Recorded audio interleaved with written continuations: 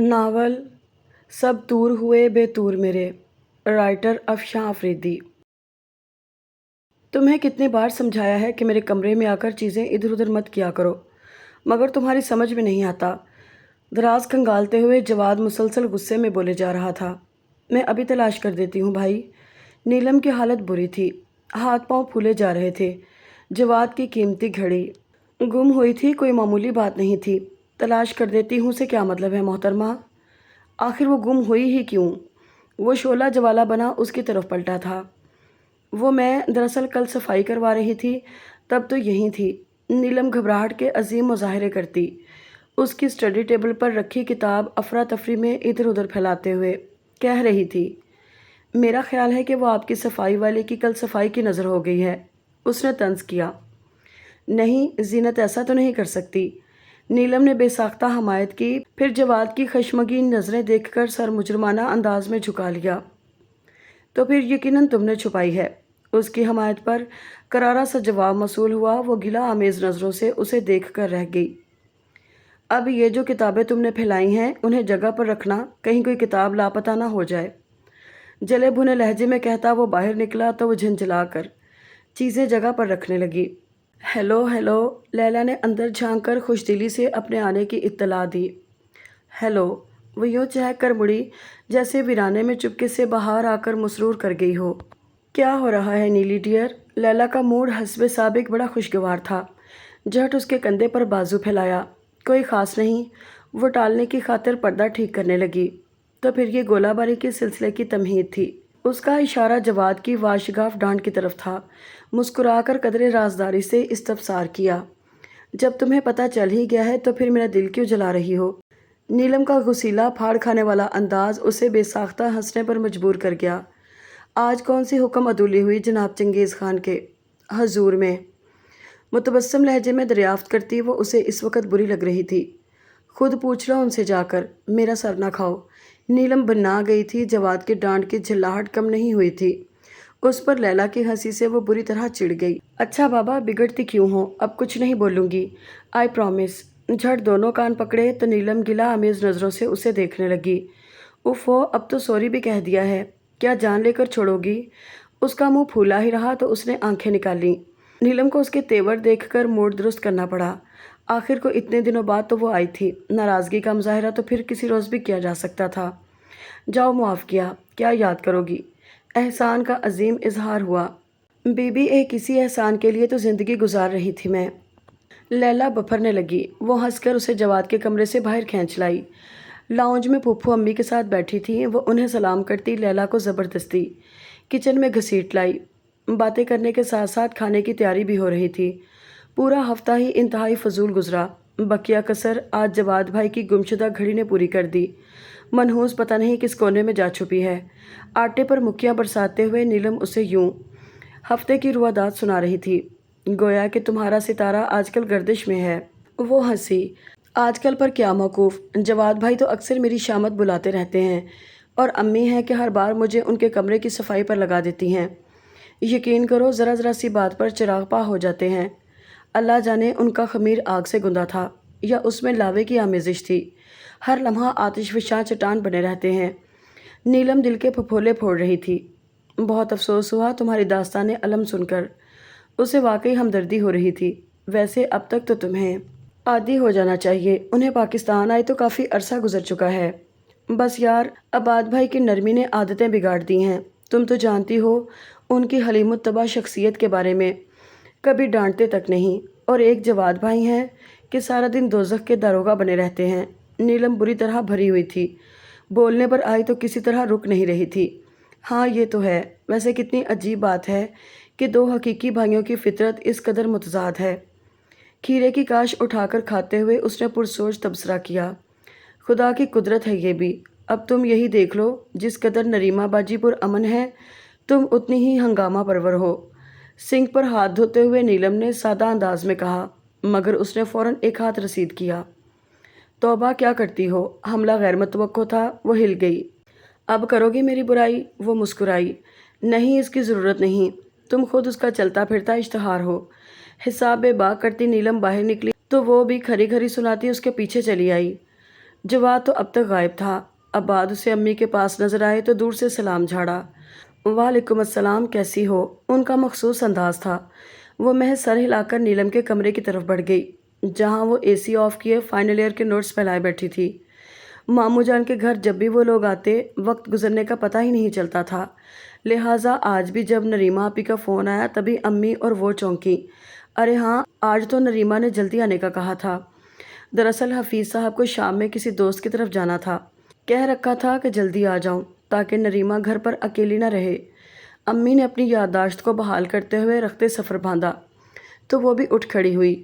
کھانا کھا کر جائیے گا پھپھو، نیلم نے روکنا چاہا تھا۔ اکلوتی پھپھو سے محبت بہت تھی اسے۔ پھر کبھی صحیح نیلم، آج آپ ہی گھر پر اکیلی ہماری منتظر ہوں گی۔ امی کے لیے نیلم کو انکار کرنا ہمیشہ مشکل ہوتا تھا، لہٰذا اس نے فوراً کہہ کر معذرت کر لی۔ عباد بھائی انہیں ڈراپ کرنے آئے تھے، جبکہ جواد جب کا گیا لوٹا نہیں تھا۔ وہ گھر پہنچی تو حفیظ صاحب جانے کے لیے تیار بیٹھے تھے، سو فوراً چلے گئے۔ جلدی سے کھانا نکالیں آپ، مجھے بھوک لگ رہی ہے۔ امی نماز کے لیے اندر چلی گئیں تو وہ نریما کے پاس کچن میں آ گئی۔ کیوں ماموں جان کے گھر سے بھوکی آئی ہو تم؟ آپی نے مصروف ہاتھوں کو مزید تیز چلایا۔ نہیں تو، مگر پلاؤ کی خوشبو مجھے صبر نہیں کرنے دے رہی، وہ بے صبری سے دم لگتے چاولوں کا ڈھکن اٹھاتے ہوئے بولی تو نریما نے میز پر سلاد اور رائتا وغیرہ رکھنا شروع کر دیا۔ دن حسب معمول تیزی سے گزر رہے تھے۔ نریما آپی کا رشتہ چونکہ کافی عرصے سے طے تھا، لہٰذا امی نے ان کی شادی کی تاریخ مقرر کرنے کا فیصلہ کر لیا۔ سسرال سے بھی کئی بار تقاضا ہو چکا تھا، مگر وہ سیف کی چھٹیوں کی وجہ سے خاموش تھیں، جس کی پوسٹنگ آج کل کوہاٹ ہوئی تھی۔ پچھلے ہفتے خط میں انہوں نے لکھا تھا کہ اگلے 2 ماہ بعد اسے 15-20 دن کی چھٹیاں مل سکتی ہیں، لہٰذا تاریخ طے کر دیں۔ چنانچہ امی نے فوراً ماموں اور ممانی جان کو مشورے کے لیے بلا لیا۔ سچ بڑا مزہ آئے گا آپی کی شادی میں نے کتنے پروگرام بنائے ہیں، تم آؤ گی تو بتاؤں گی، فون پر نیلم سے کہتے ہوئے وہ خاصی ایکسائٹڈ ہو رہی تھی۔ دیکھو کتنے ارمان پورے ہوتے ہیں۔ نیلم کا لہجہ معنی خیز تھا، مگر وہ محسوس نہ کر سکی۔ انشاءاللہ العزیز سارے ارمان پورے ہوں گے، تم دیکھنا، میں آپی کی شادی میں بھرپور حصہ لوں گی، وہ جوشیلے انداز میں کہہ گئی، جبکہ نیلم محض ہنس کر چپ ہو رہی۔ تم ہنسی کیوں؟ اب کہ وہ ٹھٹکی۔ بس یوں ہی، نیلم نے ٹالا۔ پھر وہ پوچھتی ہی رہی مگر اس نے بتا کر نہ دیا۔ غصے میں آ کر اس نے فون بند کر دیا۔ گو کہ تجسس تو تھا کہ نیلم نے ایسا کیوں کیا، مگر دوبارہ فون کرنے کی اس کی انا اجازت نہیں دیتی تھی، لہٰذا خاموشی سے مقررہ دن کا انتظار کرنے لگی۔ جس روز نریما کے سسرال والوں کو آنا تھا، گھر میں خوب چہل پہل تھی۔ اس کا موڈ بے حد خوشگوار تھا۔ آتے جاتے نریما بھی چھیڑ رہی تھی اور ساتھ ساتھ کام بھی نپٹائے جا رہے تھے۔ ماموں جان کی فیملی اور لڑکے والے تقریباً ساتھ ساتھ ہی آئے اور یوں باہم مشورے سے تاریخ طے ہو گئی۔ نیلم اس کے ساتھ مل کر نریما کو ستائے جا رہی تھی۔ ایک آدھ جملہ اس کے لیے بھی بول جاتی تو وہ سوالیہ نظروں سے اسے دیکھ کر رہ جاتی، مگر یہ عقدہ بھی جلدی کھل گیا۔ مہمانوں کے جانے کے بعد ممانی اور ماموں جان کافی دیر بیٹھے رہے اور جب واپسی کے وقت وہ انہیں امی کے ساتھ گیٹ تک چھوڑنے آئی تو ممانی نے بالخصوص اس کا ہاتھ محبت سے چوم لیا۔ وہ اس بات کو اتنا محسوس بھی نہ کرتی، مگر نیلم کا کھنکارنا چونکا گیا، اسی لیے گیٹ بند کر کے پلٹتی امی کو استفہامی نظروں سے دیکھا۔ وہ محض مسکرا کر آگے بڑھ گئی۔ وہ بھی اندر آ گئی۔ تھوڑا بہت سامان بکھر گیا تھا، اسے ٹھیک کیا۔ امی اور آپی کچن سمیٹ رہی تھیں۔ وہ جب کمرے میں آئی تو ذرا دیر بعد آپی بھی آ گئیں۔ لیلا، تمہارا ارادہ سونے کا ہے کیا؟ اسے کپڑے تبدیل کرنے کے بعد تکیے درست کرتے دیکھ کر نریما نے پوچھا تو وہ مسکرا دی۔ ظاہر ہے اب آپ کی طرح خوشی میں نیند تو آنکھوں کی اڑنے سے رہی۔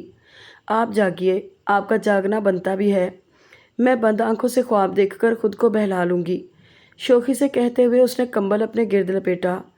اور اگر ایسی ہی کوئی نوید تمہیں بھی مل جائے کہ نیند آپ ہی آپ غائب ہو جائے تو؟ جواباً وہ شرمانے کے بجائے اس کی طرح شوخی سے بولی تو وہ سٹ پٹا گئی۔ کیا مطلب؟ الجھ کر انہیں دیکھا۔ پلیز آپی، کھل کر بات کریں، میں نروس ہو رہی ہوں۔ نریما کی معنی خیز مسکراہٹ اسے پریشان کرنے لگی تھی۔ دل میں خطرے کا الارم پورے زور و شور سے بج رہا تھا اور نہ چاہتے ہوئے بھی سارے واقعات اس کی نظروں میں گھوم گئے۔ اس کا شک یقین میں بدل گیا۔ مطلب یہ کہ محترمہ لیلا حفیظ صاحبہ کہ ماموں جان نے تمہارے لیے جواد شاہ کا پرپوزل دیا ہے۔ نریما آپی نے گویا دھماکہ کیا۔ وہ گنگ بیٹھی کی بیٹھی رہ گئی۔ ان کی خواہش ہے کہ میری رخصتی کے ساتھ ہی تمہارے فرض سے بھی سبکدوش ہو لیا جائے۔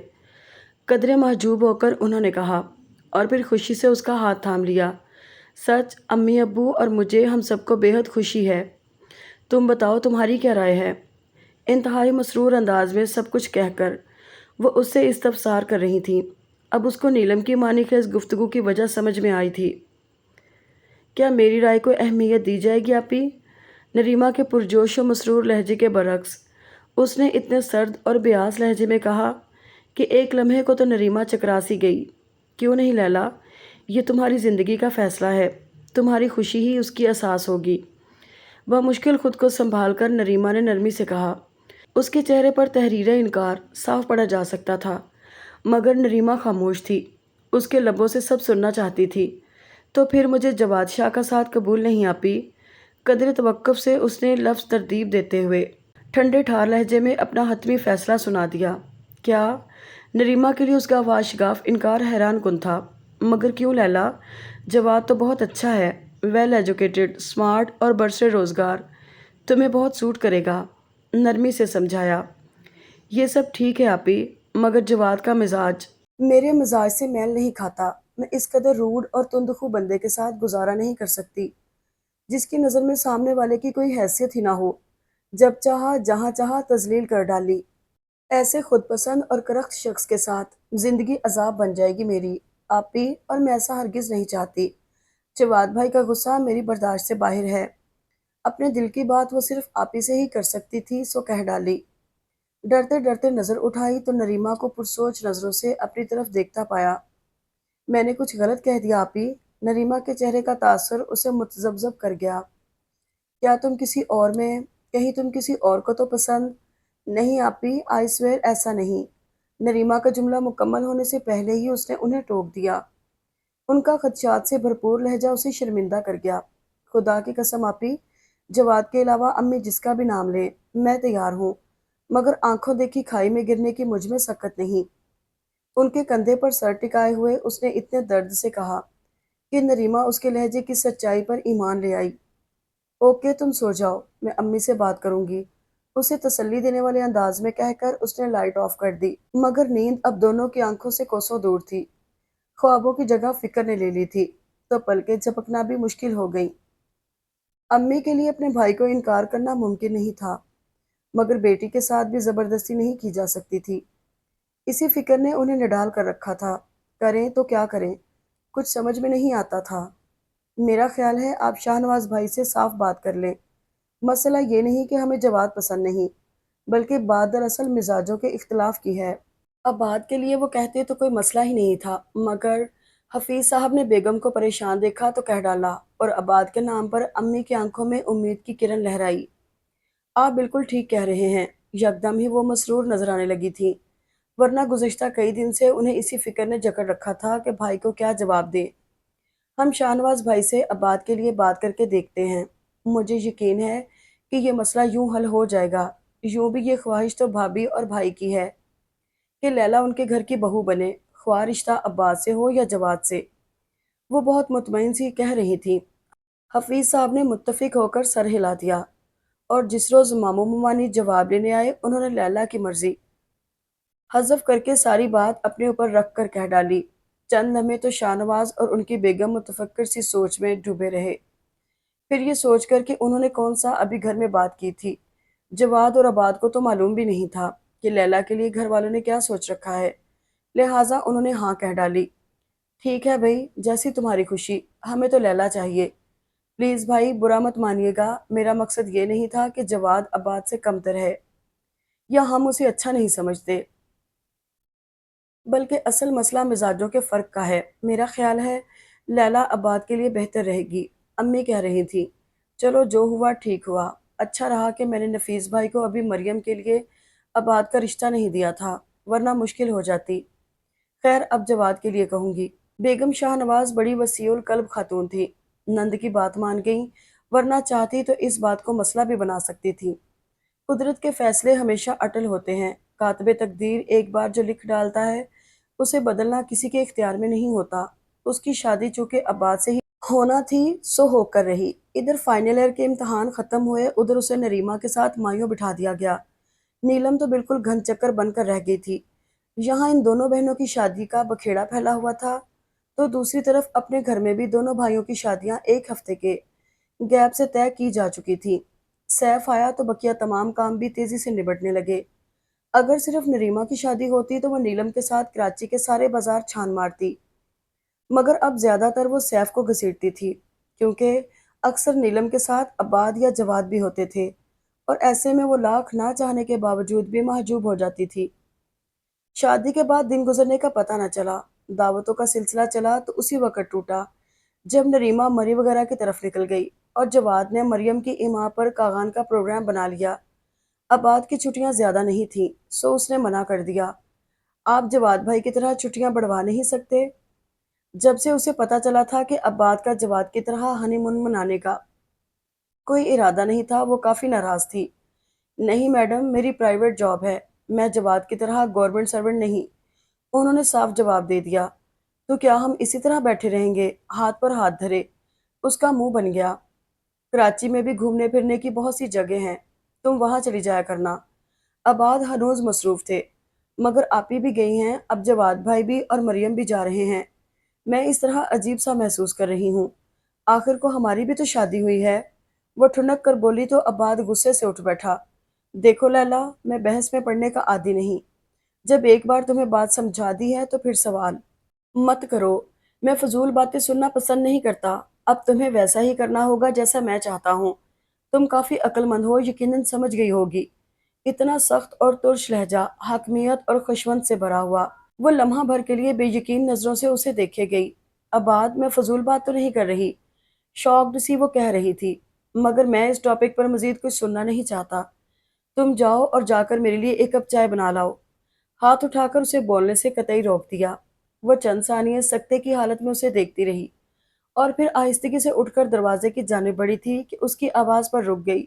ये मुझे कभी मत बताना, और हाँ, हमेशा याद रखना, दूसरे क्या कर रहे हैं ये मुझे कभी मत बताना, क्योंकि मैं वही करने का आदी हूँ जो मेरा दिल चाहता है। Mind it. उंगली उठाकर वार्निंग देने के अंदाज में कहा। और मेरा दिल क्या चाहता है, क्या उसकी कोई अहमियत नहीं? वो पूछना चाहती थी, मगर वो उसे कतई नजरअंदाज करके आंखों पर बाजू रखकर लेट गया था। सो खामोशी से किचन में चली आई। रहने को तो वो खामोश रह गई थी, मगर इस बात ने उसके अंदर दरारें डाल दी थी। बज़ाहिर इतना नरम खू और हलीमुत्तबा नजर आने वाला शख्स अंदर से किस कदर करख्त और रौनत वाला था, ये तो उसने सोचा भी नहीं था। नीलम और जवाद वगैरह के साथ तो अब भी आबाद का वही हलावत आमेज अंदाज था, मगर लैला के लिए उसका अंदाज हाकिम और महकूम वाला होता था।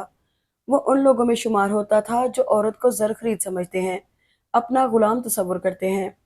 कोई और शख्स होता तो शायद इसे इतना दुख और बेयकीनी ना होती, मगर अब्बाद के ज़ाहिर और बातिन के फ़र्क ने उसे बुरी तरह मुतासर किया था। दूसरी तरफ जवाद का रवैया मरियम के साथ इतना दोस्ताना था कि वो बुरी तरह चकरा गई। इंतहाई तुर्श और ज़रा ज़रा सी बात पर भड़क उठने वाला जवाद मरियम के लिए इतना नरम खू और मोहब्बत करने वाला साबित हुआ था कि वो उस तजाद से दुखी होकर रह गई। नीलम का साथ भी उसे खुश न कर पाता था। आबाद का वही अंदाज था और वक्त के गुजरने की रफ्तार भी वही थी। गुजरते माह साल ने बहुत सी तब्दीलियां जिंदगी का हिस्सा बना दी। ओन और रूहा उसकी कुल कायनात थे। अब्बास से उसे बहुत सी शिकायतें थीं, मगर ये गनीमत था कि वो बच्चों के लिए एक मुशफिक बाप था। जवाद की दोनों बेटियां बहुत प्यारी थीं, मरियम की तरह हंसमुख और खूबसूरत, मगर इन तब्दीलियों का असर उस रवैये पर नहीं पड़ा था जो शुरू से अब्बाद ने उसके साथ रवा रखा हुआ था। इब्तदा में तो उसे उम्मीद भी रही कि बच्चों के आने से शायद ये वन मैन शो कभी ख़त्म हो जाएगा, मगर ऐसा ना हो सका। वो अब भी बंद कमरे की दीवारों के बीच उसे बुरी तरह झिड़क देता, और वो हमेशा की तरह सर झुकाने पर मजबूर थी। अम्मी की तरफ जाना होता तो दिनों वो अबाद को कहती रहती, तब कहीं जाकर उनका मूड बनता। हर कोई उससे शाकी रहता था कि वो शादी के बाद घर की होकर रह गई है। वो क्या कहती कि उसे कहीं आने जाने की आज़ादी नहीं थी, जबकि मरियम अपनी बच्चियों के साथ अक्सर अकेली अपने मैके चले जाती थी। यूं भी जब से मामू जान और मुमानी बेगम का इंतकाल हुआ था, अब्बाद मजीद मसरूफ होते चले गए थे। 10 साल का तवील अरसा जाने कैसे बीत गया था। आज उनकी शादी की सालगिरह थी, मगर अब्बाद ऑफिस से लौटे ही नहीं, और यूं पूरा दिन महज इंतजार में कट गया। और जब रात गए वो लौटे तो उन्हें याद तक नहीं था, जबकि वो पूरा दिन एहतमाम किए बैठी रही थी। खैरियत, आज कहीं जाना था क्या? अंदर आते हुए उनकी नज़र लाइट ब्लू साड़ी में मलबूस लैला पर पड़ी तो सरसरी सा सवाल किया। उसने शिकवा भरी नज़रों से उन्हें देखा और फिर गहरी सांस भरकर सर नफ़ी में हिला दिया। 12 बज चुके थे, तारीख बदल गई थी, सो उसने बताना गैर ज़रूरी समझा और कपड़े तब्दील करने के लिए ड्रेसिंग रूम की तरफ बढ़ गई। दुख उसे सिर्फ ये नहीं था कि अबाद उसका ख्याल नहीं रखते थे, बल्कि उससे मुतल्लिक कोई भी बात उनके लिए अहम नहीं थी। रवैये की सख्ती और गुस्से का ग्राफ तो हमेशा ही बुलंद रहता था। शिकायतें हजार थीं, मगर तौसीफ का कोई फिक्रा कभी उसकी समातों को बख्शा ना जाता था। आज का दिन किस कदर अहम था दोनों के लिए, मगर उन्हें परवाह न थी। वो कमरे में आई तो वो करवट बदल कर सो रहे थे। वो भी अपनी जगह पर लाइट ऑफ करके लेट गई, मगर आंखों में नींद की जगह आंसू भर रहे थे। ठीक एक हफ्ते बाद जवाद की शादी की सालगिरह थी और उसने फ़ोन पर उन्हें इनवाइट किया तो ढेर सारा गुबार उसके अंदर भरता चला गया। ओहो, आज जवाद की वेडिंग एनिवर्सरी है, मुझे तो ख्याल ही नहीं रहा। उसके बताने पर वो कह रहे थे। उसने एक नज़र उन्हें देखा और सामने वाली कुर्सी पर बैठ गई। एक हफ्ते पहले हमारी भी वेडिंग एनिवर्सरी थी। जब आपको वो याद ना रही तो ये कैसे याद रहती? बिला इरादा शिकवा लबों से फिसल गया। अबाद के चेहरे का जाविया उसके जुमले पर बिगड़ गया। तुंद नजरों से उसे देखा।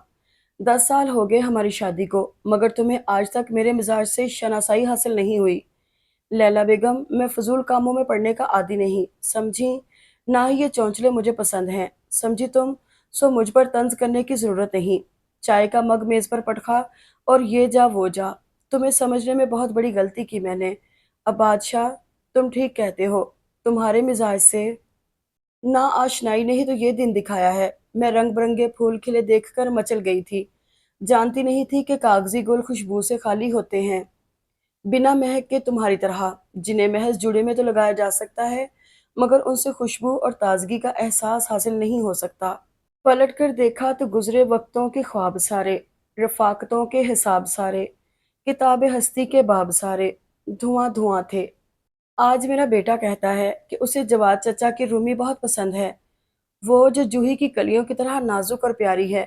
हंसमुख सी रूमी और मेरा बेटा ओन, जो कि खुद सर मशहूर है, बिल्कुल जवाद शाह की तरह गुस्सावर और हॉट टेम्पर, एक दूसरे को चाहते हैं।